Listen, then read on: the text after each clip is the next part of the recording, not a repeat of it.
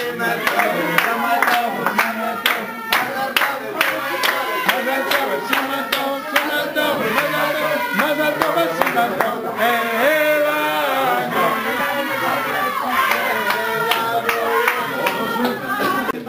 rabbi dans le Var Malchut, il parle, comme a dit le Rav Zafran tout à l'heure, il parle de Béar Sinaï. Béar Sinaï, c'est-à-dire que Dieu a parlé à Moshe sur le mont Sinaï pour lui dire la mitzvah de la Shemitah et toutes ces mitzvot-là qui sont écrites. Et Rashi explique, celles-là ont été données sur le Sinaï, cette mitzvah de la Shemitah. Pourquoi d'Afka la Shemitah sur le mont Sinaï? Parce que cette mitzvah-là a été donnée avec ses détails, et dans les moindres détails de la halachot, etc. de la Shemitah. De la même façon, toutes les mitzvot étaient données sur le mont Sinaï. De la même façon, la paracha commence comme ça, elle termine comme ça, en disant que voici c'était toutes les mitzvot qu'on a parlé, qui ont été données à Moshe, que Dieu a ordonné à Moshe sur le mont Sinaï. Le rabbi pose la question et dit, qu'est-ce que ça fait maintenant que ce soit sur le mont Sinaï? De quoi on parle? Il dit, quel moment on est dans l'année? Il dit, on approche de la paracha de Bamidbar, de Rosh Chodesh Sivan.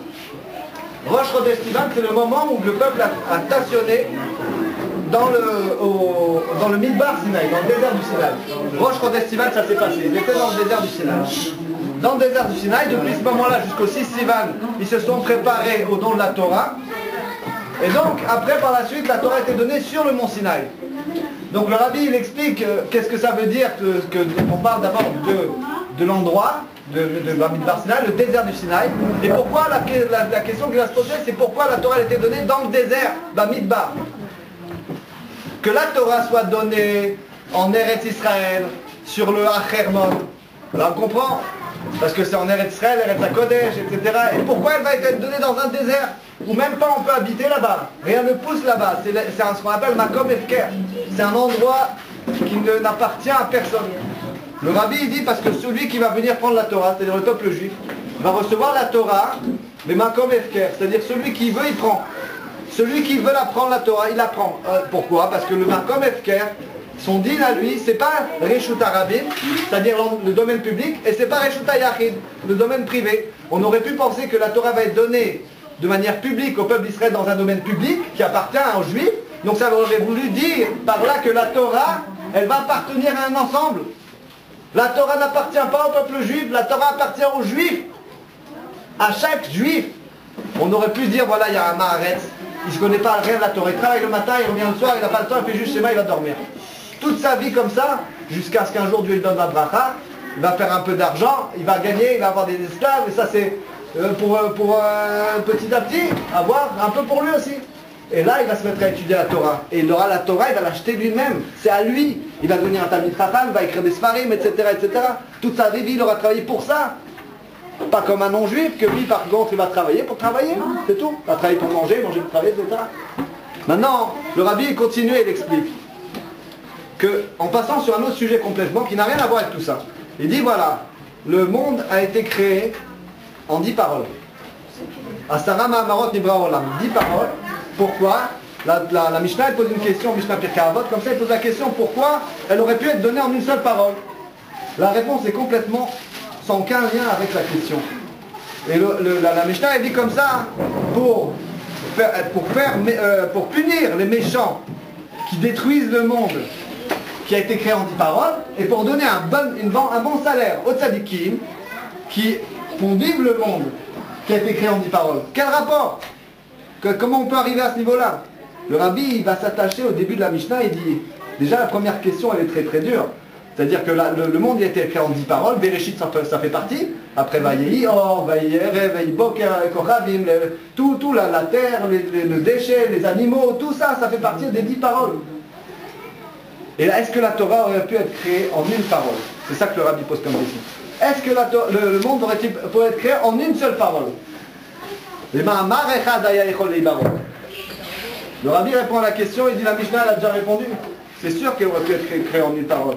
C'est pas qu'il aurait pu être créé, c'est qu'il a été créé en une parole. Bereshit ça suffisait. Et dans Bereshit, on a Bereshit bara et. Hashamayim et haaretz. Qu'est-ce que c'est que ce et? Ce et a fait allusion à ce que les philosophes grecs ont appelé le chomer haïouli. Le chomer haïouli c'est quoi? C'est ce qu'on appelle la matière première. la matière première qui est moitié spirituelle, moitié matérielle, et qui va permettre à ça de faire tout le monde entier. C'est ça, Ma'amar Echad. Ça, c'est avec ça qu'on a fait une chose. Ça veut dire quoi? Maintenant, pour nous, ça nous sert à quoi de savoir ça? Ça nous sert à comprendre qu'il y a un niveau de Dieu qui n'appartient pas au monde. Qui peut se dévoiler dans le monde, mais qui n'aura aucun lien avec le monde.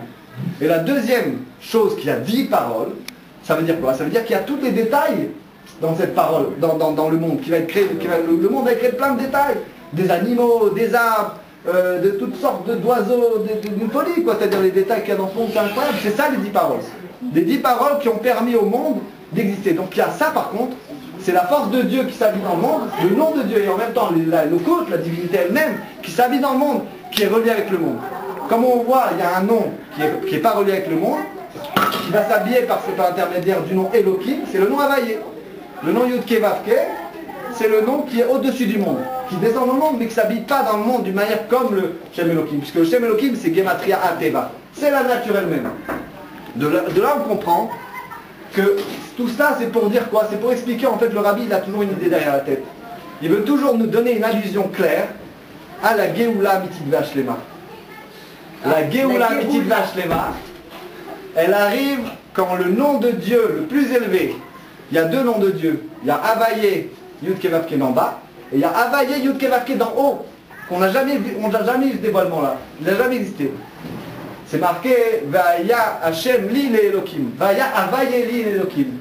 Et Dieu, l'éternel, sera pour moi un Dieu. Ça veut dire quoi? L'éternel, c'est un nom qui n'a rien à voir avec le monde. Quand il y aura la Géoula, il y aura Havayé d'en bas qui sera Elohim, dans lequel va s'habiller Havayé d'en haut, qu'on ne connaît pas encore. Voilà. Ça sera lors de la Géoula Mitikva Shlema. Le rabbi explique que dans cette pièce se trouve le Mashiach. Il dit ça à la fin. Dans cette pièce se trouve le Mashiach. Et tout le monde dit Inezeba. C'est marqué dans Shirachirim. Inezeba, Medaleg Alarim, et Kapet Alagbalot, c'est marqué là. Le Midrash, il dit ça, le Midrash Shirachirim, il dit Inezea Melach HaMashiach ba. C'est on parle du Melach HaMashiach. Le rabbi il dit, ça fait 20 ans de ça. Inezea Melach HaMashiach Vekvar ba. Moreno, Verabeno, Melech HaMashiach, Verabeno,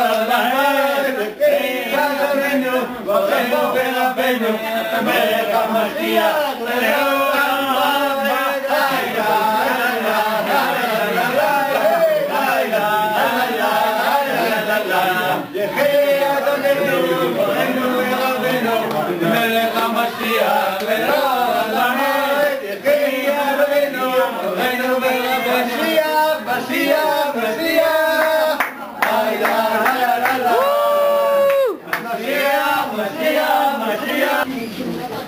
יחי אדוננו מורנו ורבנו מלך המשיח לעולם ועד, ויהי ברוך המשיח.